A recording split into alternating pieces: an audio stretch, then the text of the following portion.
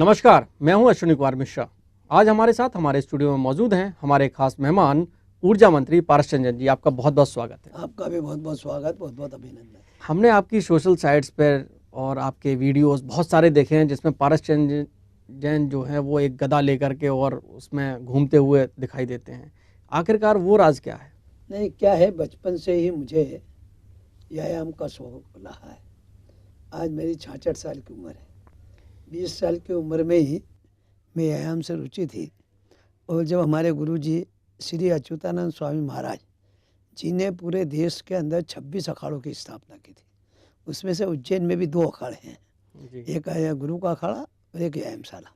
उसमें मैं आज भी जाता हूँ, पहले भी जाता हूँ। जी। और हमारे यहाँ गुरु परंपरा का, जब गुरु परंपरा का जो होता है, तो उसमें सामूहिक सूर्य नमस्कार और सामूहिक मलखम की हर वर्ष कार्यक्रम होते हैं गुरु पूर्णिमा से। वो करीबन 1 वर्ष, मतलब 1 महीने के करीब चलते हैं। उस टाइम मुझे याद है कि जब मैं 25 साल का था, जब गुरुजी ने कहा कि आखिरी दिन कौन सबसे ज़्यादा सूर्य नमस्कार लगाता है, तो मैंने एक दिन में 1100 सूर्य नमस्कार लगाए थे। और उस टाइम में एक आनंद अलग था, क्योंकि हम उसी टाइम जोर भी करते थे। और जब देखते थे नदी हमारे बिल्कुल पास में से, हम व्यायाम जोर करने के बाद सीधा टावेल लपटा नदी में नहा के आ जाता, एक आनंद वो अलग ही था। लेकिन व्यायाम आदमी को अपने जीवन में उतारना चाहिए, बहुत आवश्यक है। देश के प्रधानमंत्री भी इस तरफ ध्यान दे रहे हैं, हमारे मुख्यमंत्री जी भी ध्यान दे रहे हैं। आपने देखा होगा स्वामी विवेकानंद जी की जयंती पर सभी टाइम पे कार्यक्रम होते हैं। और सामूहिक सूर्य नमस्कार का तो रिकॉर्ड तोड़ गया देश के अंदर, और ये अपने स्वास्थ्य के लिए बहुत आवश्यक है। मैं चाहता हूँ कि आपके माध्यम से युवाओं में प्रेरणा देना चाहता हूँ कि कुछ भी समय निकाल कर अपने को अच्छा रहने के लिए, स्वस्थ रहने के लिए एक प्रकार से योगा को अपनाना चाहिए। राजनीति में पटखनी आप कैसे देते हैं अपने विपक्षियों को? नहीं, ये आप में ऐसा है, विपक्ष में भी मेरे को काम करने का मौका मिला। 90 से हूँ मैं, और जिसके बाद सत्ता में भी काम करने का मौका मिला। लेकिन आदमी का काम करने का तरीका यदि अच्छा हो, तो मैं ऐसा मानता हूँ कि कहीं भी कोई तकलीफ नहीं होती। जहाँ जहाँ मैं अभी सत्ता में होने के बाद प्रभारी मंत्री का भी दायित्व दिया, मैं भिंड और मुरैना जैसी जगह में रहा हूँ। जब सुबह मेरे को प्रभारी मंत्री बनाया, तो मैंने कहा भिंड मुरैना में मेरी क्या आवश्यकता थी, लेकिन उन्होंने कहा वहाँ भी मुझे कोई तकलीफ नहीं आई। संगठन की गाइडलाइन पे चलने वाले तो व्यक्ति आपकी को कभी व्यायामशाला कोई और तकलीफ उनकी आपकी कार्यप्रणाली देखते हुए नहीं। इससे डकैतों से लड़ने के देखो लिए क्या आपको है, भेज दिया गया? मैं ऐसा मानता हूँ कि व्यायाम करने वाला व्यक्ति बहुत साफ कहने वाला होता है, और अधिकतर लोग अच्छे रहते तो आपको लगता है कि अभी जो आपकी कदकाठी और जो पूरा अभी तक तेज है वो सब व्यायाम की वजह से है? हैं। आज भी मैं तो एक आधा पौन घंटे घूमता हूँ और पौन घंटे योगा करता हूँ। मेरे को ऐसा लगता है कि साल भर में मैं ऐसा समझता हूँ कि 5 नागे भी नहीं होती है। यदि मैं ट्रेन में भी जाता हूँ, आपके आशीर्वाद से हमको कुप्पा मिल जाता है, वो कुप्पा मिल जाता है तो उसमें व्यायाम चालू कर देते, फर्क क्या पड़ता है। व्यायाम करने के लिए कोई जगह नहीं चाहिए। लोग कहते हैं कि यार हमको जगह चाहिए, जितना आदमी सोने में जगह लगती है उतनी क्षेत्र में वो व्यायाम कर सकता है। उज्जैन में जिस तरीके से बातचीत होती है, आप स्कूटर पर सब्जी लेने निकल जाते हैं, अपनी दुकान चले जाते हैं, लोगों से मिलने चले जाते हैं, तो आप इतने साधारण तरीके से, इतना मंत्री पद होने के बावजूद भी, इतना काम होने के बावजूद भी आप अपने आप को कैसे मैनेज करते हैं? नहीं, मेरे को ऐसा लगता है कि जो आदमी जीवन में साधारण रहेगा उसको कहीं कोई तकलीफ होगा। उज्जैन विधानसभा क्षेत्र भी मेरी क्षेत्र ऐसा है जहाँ कोई भी पार्टी डबल जीत के नहीं आई। जनता ने मुझे आशीर्वाद दिया, मैं 6 बार चुनाव लड़ा, 5 बार जीता। आज भी मेरा रूटीन है कि जब मैं उज्जैन रहता हूँ, तो एक मेरा पुराना मित्र आता है, मैं उसके स्कूटर बैठता हूँ, महाकाल शिखर दर्शन करता हूँ, व्यायामशाला चले जाता हूँ, फिर सब्जी लेके घर आता हूँ। तो इससे क्या है कि मेरा जो विधानसभा का क्षेत्र है, उस क्षेत्र का पूरा जीवित जनसंपर्क हो जाता है। अब उज्जैन ग्रामीण तो है नहीं, 2-3 गांव लगते हैं, और शहरी क्षेत्र होने से मुझे इसका पूरा फायदा मिलता है। और आदमी के दुख दर्द में आदमी यदि खड़ा हो जाए, तो मैं ऐसा मानता हूँ जनता उसको कभी नहीं भूलती है। महाकाल की नगरी में इतना बड़ा आयोजन हुआ, संगस्त, बहुत बड़ा आयोजन था, बहुत विशाल आयोजन था। जाहिर तौर पर आपके क्षेत्र में जब आयोजन था तो आपके लिए भी बहुत सारी चुनौतियां रही होंगी, तो आपके लिए खास चुनौतियां उसमें क्या थी? मुझे तो बाबा महाकाल ने ही आशीर्वाद दिया, क्योंकि मेरा आज की स्थिति में 8 महीने मेरा बाईपास हुआ था। जब शेष था, जब 5 महीने बचे थे, लेकिन आने के बाद जिस गति से मैंने काम किया, मुझे ये भी नहीं मालूम पड़ा कि मेरा बाईपास हुआ। मेरे को मतलब क्षेत्र का, दत्त अखाड़े क्षेत्र का प्रभारी बनाया था। मैं सुबह जाता, क्षेत्र में देखता, उनकी समस्याओं को सुनते। रात को हमारे माखन सिंह जी के साथ हम सब लोग बैठते और प्रभारी मंत्री जी के साथ बैठते, फिर उन समस्याओं का तुरंत हम निर्णय करते। मैं प्रदेश के मुख्यमंत्री आदरणीय शिवराज सिंह चौहान जी को धन्यवाद देना चाहता हूँ आपके माध्यम से। और वो जी। धन्यवाद इस बात का कि उन्होंने जब हमारी महापौर का पद शपथ ली थी और जब हमारी सरकार बनी थी और उनने चाल लिया था, जब उन्होंने कहा था कि मैं उज्जैन को इतना सुंदर बनाऊंगा और सिंहस्थ भी ऐसा करूंगा कि जो लोग देखते रहे, तो वास्तविक में इन दो ही कार्यक्रम में हमारे प्रदेश के मुख्यमंत्री जी सफल हुए। बाकी काम तो जो हुए उनकी गिनती में जी। नहीं बताना। चरक हॉस्पिटल हमको जो प्राप्त हुआ है, एमवाई के बाद मध्य प्रदेश में कोई हॉस्पिटल है तो वो चरक हॉस्पिटल है। अभी हमने जो जच्चा खाना हमारा खाली हुआ था, अभी हमने मुख्यमंत्री जी से भी बातचीत की, हमने क्या इसको संभाग का कैंसर हॉस्पिटल बनाना है। उन्हें उसकी भी स्वीकृति दे दी, क्योंकि आजकल कैंसर के मरीज बहुत हो रहे हैं। जी। और यदि वो कैंसर का अस्पताल हमारा स्वीकृति हो गई, बन जाएगा, तो बनी नहीं वाला है, मैं समझता हूँ कि बहुत बड़ी उपलब्धि हमारे उज्जैन संभाग को होगी। आयोजन के बाद विपक्षी दलों ने लगातार आपकी सरकार को घेरने की कोशिश की, विधानसभा में भी बहुत हल्ला उल्ला मचा, सारी चीज़ें हुई। आपको लगता है कि आखिरकार ये पूरी की पूरी जो विपक्षी दलों की रणनीति थी, ये थी क्या? नहीं, देखो क्या है, उनका काम तो विपक्ष का काम है, उनका धर्म उनको निभाना है। जी। कोई भी चीज़ कमजोरी में उनने जो आरोप प्रत्यारोप लगाए हैं, जी। बाद में उसकी अपने बात के उनके जवाब भी दिए हैं। जी। अब उनने क्या कि साहब वो प्लेट इतने की खरीद ली, अरे भाई 8 प्लेट का सेट था, उसको उनको देखना चाहिए। उनके पास जो जानकारी थी मैं समझता, लेकिन सबसे बड़ी बात ये है कि मंदिर को देखकर, सिंहस्थ को देखकर राजनीति नहीं करना चाहिए। हाँ, मेरा कहना है कि यदि ऐसी गलती यदि है तो आप बराबर आरोप लगाओ ना, उसका बराबर को लोकायुक्त में दे दो, चली जाएगी, जांच हो जाएगा, दूध का दूध पानी का पानी हो जाएगा। लेकिन सिंहस्थ में कहीं भी ऐसी कोई प्रॉब्लम भी नहीं। आपने भी देखा है, हमारा लक्ष्य था कि 5 करोड़ लोग आएंगे, 8 करोड़ लोग आए, ये हमारे लिए बड़े गौरव की बात है। और एक भी हादसा यदि हुआ तो आप बताओ, और ये सिंहस्थ भले कोई भी कहे, मेरा ऐसा मानना है कि सिंहस्थ महाकाल बाबा के अलावा कोई नहीं करता है। आपको वास्तव में लगता है कि सिंहस्थ जो है वो यहाँ से लेकर के और विदेशों तक जो आपने एक छवि सिंहस्थ की ब्रांडिंग जो इमेज बनाने की कोशिश की, वो बन पाई? पूरी तरह से बनी है। मैं उस टाइम मेरा चेकअप कराने बॉम्बे भी गया था। जी। बॉम्बे पे एयरपोर्ट पे मैंने देखा कि मध्य प्रदेश का प्रचार प्रसार सिंहस्थ का हो रहा था, रेलवे स्टेशन पे हुआ, मतलब विदेशों तक जाकर इसका प्रचार प्रसार होना। हमने निमंत्रण दिए, मीडिया के माध्यम से दिए, इलेक्ट्रॉनिक मीडिया से माध्यम से दिए। जब भी तो हमारा लक्ष्य था, जो 5 करोड़ की उसकी जगह 8 करोड़ जनता आई, ये हमारी बहुत बड़ी उपलब्धि है। और कहीं कोई हादसा नहीं हुआ, मैं समझता इससे बड़ी बात क्या हो सकती है। बिल्कुल, सिंहस्थ का आयोजन बहुत सफल तरीके से मध्य प्रदेश में देखा गया। फिलहाल वक्त बहुत छोटे से ब्रेक का, ब्रेक के बाद जल्दी ही लौटते हैं ऊर्जा मंत्री पारस चंद्र जी के साथ।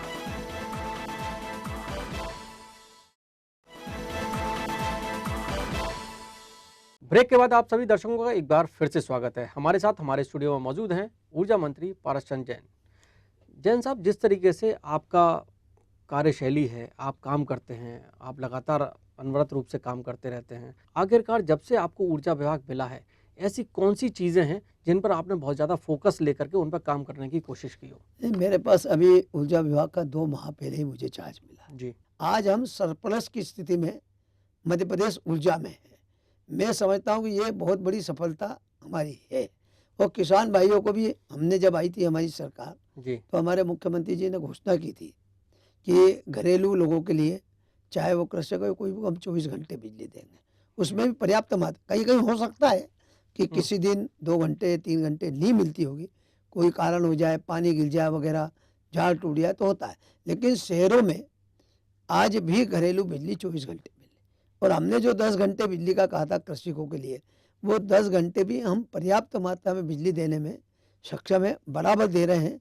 और मैं समझता हूँ कि आज की स्थिति में किसान भी हमसे खुश है। लेकिन कहीं ना कहीं विपक्षी दल इस बात का भी आरोप लगाते हैं कि जब हमारे पास बिजली है तो हम दूसरों से बिजली खरीद क्यों रहे हैं? सबसे पहले हमारी प्राथमिकता थी कि जब हमने कोई वादा किया तो उस वादे को निभाना चाहिए। जी। 2008 में हमने ऐलान किया, उस टाइम हमने बड़ी बड़ी जो भी कंपनियां थी, जो भी थे, अडानी वगैरह जो भी लोग, उनसे हमने कहा कि आप हमको बिजली दीजिए। जी। उनने बिजली दी, हमसे एग्रीमेंट किए। यदि कोई भी आदमी बिजली देगा तो एग्रीमेंट यदि करेगा तो वो तो लंबा ही करेगा। अभी एक कैबिनेट में, अभी एक प्रस्ताव इसके पहले कैबिनेट में आया है कि अब यदि हमको बिजली खरीदना यदि होगी तो हम टेंडर से लेंगे, और टेंडर से जो हमको सस्ती बिजली देगा वो लेंगे। लेकिन जो हमारा एग्रीमेंट है उससे तो हमको पर्याप्त मात्रा में हमको बिजली लेना पड़ेगी। जो हम आज की स्थिति में ये है कि मुझे ऐसी जानकारी कि 2200 करोड़ का हमको घाटा हर साल बिजली में है। आने वाले बजट में 2200 के साथ हमको 5500 करोड़ के आसपास ये जाने वाला है। लेकिन इसके लिए हम चाहते हैं, हमारे मुख्यमंत्री जी भी चाह रहे हैं कि हम निवेश बिजली में बड़े-बड़े उद्योगपति उद्योग डालें, और उद्योग डालें तो इसकी खपत यदि बढ़ जाती है तो ये हमारा जो लॉस है वो कम होगा।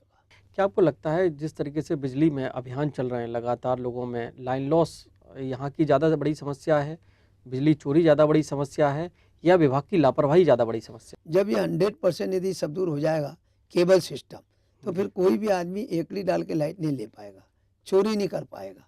आज जरूर फिर भी है, आज हमारा टोटल जो लॉस है वो 27% और कई जिले ऐसे हैं जिसमें आज 40% है। हमारे विभाग के लिए चुनौती है। हम ये चाहते हैं कि घटाकर हमको 15 या 16% पे लाना है। बिजली मीटरों की बहुत सारी समस्याएं रहती हैं। लोग कहते हैं कि बिजली के जो इलेक्ट्रॉनिक और डिजिटल जो मीटर लगना शुरू हो गए हैं, उसकी वजह से 15 से 17% उसमें बढ़ोतरी कहीं ना कहीं देखने को मिलती है, और आम जनता को वो परेशानी का जो खामियाजा है वो भुगतना पड़ता है। तो मैं ऐसा नहीं मानता, लेकिन जितना यदि खपत के ऊपर आदमी यदि ध्यान दे, आज के ज़माने में आदमी आलसी हो गया है। यदि वो एक कमरे में से दूसरे कमरे में जाता है तो लाइट बंद नहीं करता है।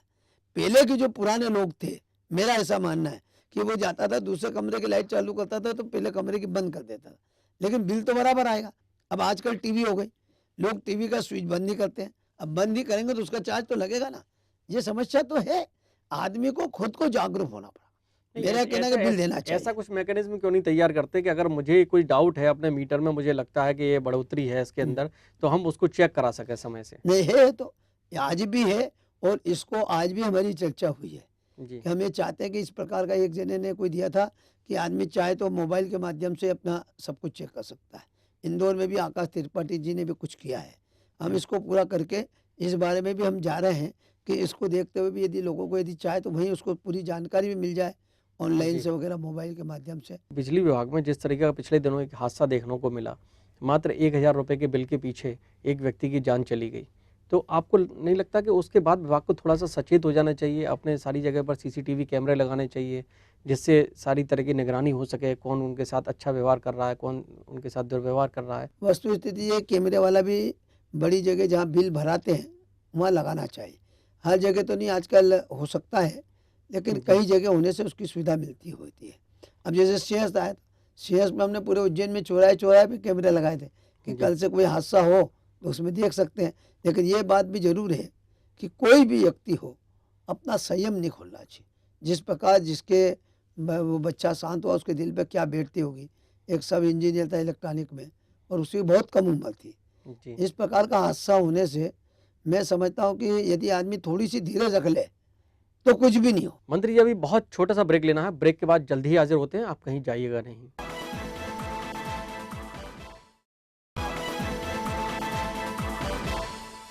ब्रेक के बाद आप सभी दर्शकों का एक बार फिर से स्वागत है। आज हमारे स्टूडियो में मौजूद हैं ऊर्जा मंत्री पारस चंद जैन जी। जैन साहब, जिस तरीके से आपने बिजली विभाग में काम किया, बाकी विभागों में काम किया, आप पिछले विभागों में भी आप लगातार सक्रिय रहे और काफ़ी सक्रिय आपकी भूमिका देखने को मिली।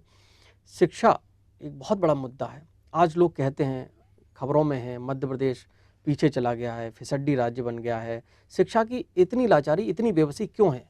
एक काम जो मैं नहीं करा सकता आज मैं आपके माध्यम से भी, कि मैंने कहा था कि शिक्षा का यदि स्तर सुधारना है तो जिस प्रकार आप और अपन जब पढ़ते थे मिश्रा जी, उस टाइम 5वीं 8वीं बोर्ड होती थी। जी 5वीं 8वीं बोर्ड न होने के कारण ये हुआ कि 8वीं तक हर व्यक्ति को पास करना कंपलसरी हो गया। तो नीचे से जो नींव आ रही है वो बहुत कमज़ोर आ रही है। जब मैं बना था मेरे को ऐसा मालूम था कि नकल बहुत होती थी। मैंने इस प्रयास को भी करते बहुत बड़ी सफलता अर्जित की थी कि जितने भी प्राइवेट सेंटर जो बनाते थे हम परीक्षा के, प्राइवेट वालों को हमने सरकारी में बनाया और सरकारी जितने थे उनको हमने प्राइवेट में बनाया। इसका नतीजा ये हुआ कि कहीं भी नकल ना होने दी और जो शिक्षा में भूमाफिया थे उनको हमने समाप्त करने का काम किया। ये हमारी बहुत बड़ी उपलब्धि। और आपने देखा होगा भिंड का रिजल्ट जो है काफ़ी चौंकाने वाला था। 13% रिजल्ट आया था, लेकिन जिसके बाद भी टोटल रिजल्ट जो आया 10वीं और 11वीं बाद वो रिजल्ट हमारा 3 या 4% बढ़ के आया था। और शिक्षा विभाग में एक और काम था जी कि जिन जो अध्यापक हैं महिलाओं का संविलियन तो हम कर चुके थे। जी अभी वो पॉलिसी भी बन गई है। जहाँ तक मुझे उम्मीद है कि थोड़े दिन बाद पुरुषों और महिलाओं का दोनों का वापस सभी लेन हो जाए। जो 10-10 साल से हैं, जो अपनी जगह में जाना चाहते हैं, वो वंचित रह गए हैं। मुझे लगता है उसका पूरा 10,000 अध्यापक ऐसे लेंगे जिनका संविलियन होगा, ऑनलाइन संविलियन होगा।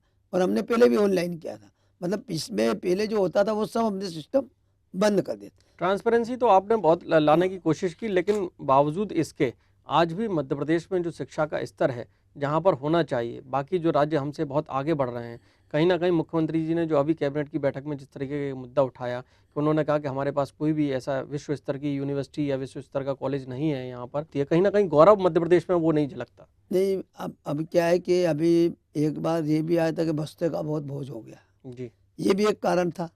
अब पहले आप और अपन जब पढ़ते थे, जी मेरे को ऐसा ध्यान है कि एक अंक गणित से पूरा परिवार पढ़ लेता था, जी एक इंग्लिश से पूरा परिवार पढ़ लेता। लेकिन आजकल सिस्टम बहुत बदल गए, जी इसलिए भी कुछ लोगों को परेशानी तो है। सिस्टम बदल गया, शिक्षा में माफिया लोग ज्यादा हावी हो गए। माफिया लोगों को तो वास्तविक में प्राइवेट सेक्टर में मैं कहता हूँ सरस्वती शिशु मंदिर नहीं होते, जी सेवा भारती नहीं होते, तो ये जो मुँह माफिया है तो वो ज़्यादा हावी हो जाते। जी लेकिन सरकार ने भी सब चीज़ें सहूलियत बंद देने के कारण आप देखो, गरीब व्यक्ति के लिए गणवेश फ्री है, मध्याह्नकालीन भोजन है, साइकिल फ्री है। इस कारण लोग आजकल सरकार की तरफ उत्कर्ष विद्यालय है हमारे उज्जैन में, पूरे मध्य प्रदेश में मैं समझता हूँ सभी जिलों में उत्कर्ष विद्यालय है, विधानसभा वाइज भी है। मेरे यहाँ उत्कर्ष विद्यालय जो उज्जैन में है 85% के अंदर एडमिशन हुआ है, जिसके बाद के बच्चों को एडमिशन नहीं मिला। इसका मतलब है कि उत्कर्ष विद्यालय और होना चाहिए, जहाँ लैब वगैरह सब सुविधापूर्ण हो, तो गरीब के बच्चे भी उसमें आएंगे और वो आगे निकल सकते हैं। ऐसे कौन से मुद्दे होंगे जिनको लेकर के आप 2018 में इलेक्शन में विपक्षी दलों के सामने चुनौती के रूप में खड़े हो पाएंगे? नहीं, सबसे बड़ी बात तो है हमारा मध्य प्रदेश का विकास। जी आपने देखा होगा जब से मुख्यमंत्री जी बैठे हैं, जिसके बाद चारों तरफ विकास का काम हुआ है। मैं मेरे क्षेत्र में तो उज्जैन संभाग में बोल सकता हूँ जी कि चारों तरफ रोडों का जाल बिछ गया है, जो हमको आवश्यकता थी। नदियों से जोड़ने वाला काम केंद्र सरकार भी कर रही है, मध्य प्रदेश सरकार भी कर रही है। और हमने सोचा था कि सिंहस्थ के पहले हम नर्मदा मैया को उज्जैन में लाएंगे। नर्मदा मैया को हमने शिप्रा में डाली और उससे स्नान कराया। अब इस नर्मदा को जोड़ने का पिछली समय आपको यदि ध्यान हो तो 8 लाख हेक्टेयर में सिंचाई होती थी मध्य प्रदेश में, जी और आज की स्थिति में 36 लाख हेक्टेयर में सिंचाई हो रही है। और आने वाले भविष्य में मुझे ऐसा लगता है कि जो हमारा लक्ष्य 50 लाख हेक्टेयर में सिंचाई होगी, तो उसकी चिंता भी सिक्योर वाकई में करना भी चाहिए, जी जी जी और इसमें सफल भी होंगे अपन, ऐसा लगता है। आपने बाबूलाल गौर जी की सरकार में भी काम किया है, उनके आप मंत्री भी रहे हैं। बाबूलाल गौर जी को 75 के फॉर्मूले के साथ बाहर कर दिया गया, और वहीं अब कलराज मिश्रा का बयान आया कि मैं भी 75 का हूं, अगर पार्टी अगर ऐसा कोई फैसला लेती तो मैं भी बाहर होता। ये दो तरह का बीजेपी का चेहरा क्यों? नहीं, ये अब ये क्या, ये केंद्रीय निर्णय है, लेकिन हो सकता है कि मध्य प्रदेश में उनने 75 के वालों को सबको यदि किया है, तो मेरे ख्याल से 75 में सब भी आ गए, वो भी आ गए, सरताज सिंह जी भी आ गए। तो वो जो लोगों फॉर्मूला को उत्तर मुक्त प्रदेश होना तक पड़ा, क्यों नहीं पहुंचा? कायदे से कलराज यदि मिश्रा पे क्यों कहा नहीं है पहुंचा? तो इसका जवाब तो केंद्रीय नेतृत्व दे सकता है। लेकिन मैं इस बात से, आपकी बात से सहमत हूँ, यदि यहाँ लागू हुआ है तो वहाँ भी लागू होना चाहिए। कहीं ना कहीं मध्य प्रदेश में सीएम शिवराज जिस तरीके से आगे बढ़ रहे हैं, तो अंतर्कलह बीजेपी में इतनी बाहर देखने को मिल रही है कि उसकी वजह से लगातार बीजेपी का कार्यकर्ता जो है वो थोड़ा सा उसमें गिरावट आ रही है। नहीं, मैं ऐसा अंतर्कलह तो नहीं मानता, लेकिन जब परिवार बड़ा हो जाता है तो कुछ बातें आती जरूर रहती है। लेकिन हमारा परिवार इतना अच्छा है कि सब जब चुनाव आते हैं तो फिर एक ही आंख दिखती है, बाकी कोई विकल्प नहीं। लेकिन आपको लगता है जो कैलाश विजयवर्गीय और जो प्रदेश अध्यक्ष नंद कुमार सिंह चौहान में जो बातों का वाक युद्ध जो शुरू हो गया है, वो थमने वाला है? नहीं नहीं, वो तो कोई खास बात नहीं है साहब, ये परिवार के मामले हैं, जब भी बैठेंगे वो जितनी आप निपट लेंगे। मुस्कुराहट से इन सब चीज़ों को बता रहे हैं, उतनी मुस्कुराहट का मुझे लगता नहीं कि इनके पीछे की जो घटनाएं हैं नहीं नहीं, ऐसा वो ज़्यादा बड़ी होती जा रही नहीं हैं। नहीं, ऐसा मेरे को नहीं लगता है कि कहीं कहीं वैसे ऐसा आता है कि जो छोटी मोटी बातें हो जाती है। लेकिन मैं इसमें एक सुझाव देना चाहता हूँ आपके माध्यम से। जी ये बात जरूर है कि परिवार में लेके अपन परिवार को इस लाख से बात ना करें, और मीडिया के सामने से यदि बात करेंगे तो इस बातों में अपना भी और पार्टी का भी नुकसान होता है। बिल्कुल। मध्य प्रदेश में जिस तरीके से सीएम शिवराज ने यहाँ एक ऐसी भूमि तैयार कर दी है जिसका नरेंद्र मोदी आते हैं और यहाँ अपने लॉन्चिंग पैड की तरह से उसको इस्तेमाल करते हैं। सीहोर में आए पीएम मोदी, उन्होंने यहाँ किसानों की बड़ी रैली और बड़ी सभा कर दी। महू में नरेंद्र मोदी आए तो उन्होंने मध्य प्रदेश की धरती से अम्बेडकर का संदेश पहुंचा दिया, दलितों के उत्थान की बात को लेकर के आए।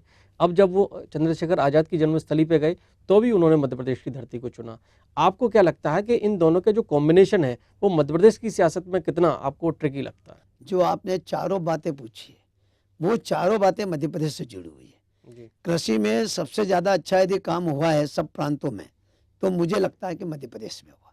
तो उन्होंने कहा कि यदि मध्य प्रदेश अच्छा है तो मध्य प्रदेश को काम करने का मौका देना चाहिए, वहाँ से कोई चीज़ लॉन्च करना चाहिए। हैं, जहाँ भाभरा की बात आई तो उन्होंने कहा कि चंद्रशेखर आज़ाद की जन्मभूमि है, इसलिए उन्होंने वहाँ से याद किया। और जहाँ तक महू का जहाँ संवाद आया तो अम्बेडकर जी का जन्म स्थान है वहाँ, इसलिए वहाँ से चालू करना चाहिए। तो मैं कहता हूँ एक देश के प्रधानमंत्री का बहुत अच्छा सोच है। अब जहाँ यहाँ आते हैं तो पूरे देश के अंदर मैसेज जाता है, इससे बड़ी बात क्या हो सकती है। अभी 3 मुख्यमंत्रियों के साथ उन्होंने बैठक की सीएम शिवराज ने, और गरीब कल्याण योजना को लेकर के उन्होंने सीएम शिवराज को उसकी अध्यक्षता सौंप दी।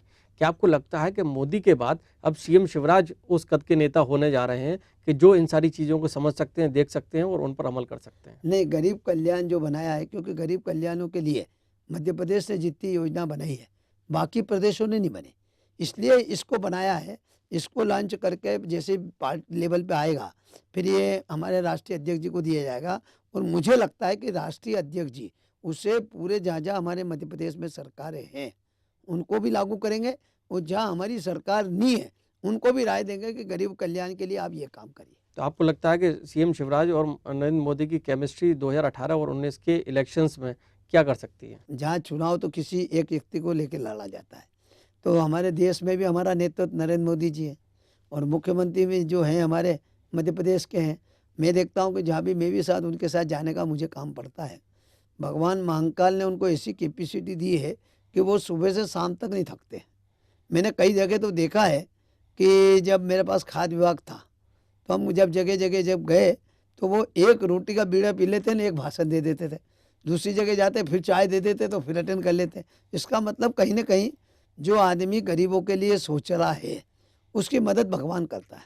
अच्छे काम करो तो ऊपर वाला भी देखता है और इसमें कोई निश्चित है कि उसकी सफलता हमको मिलती है। तो आने वाले समय में मध्य प्रदेश में आप ये मान करके चल रहे हैं कि 2018 का इलेक्शन आपका होगा? 2018 के चुनाव में भारतीय जनता पार्टी अभी भी है, आगे भी रहने वाली है।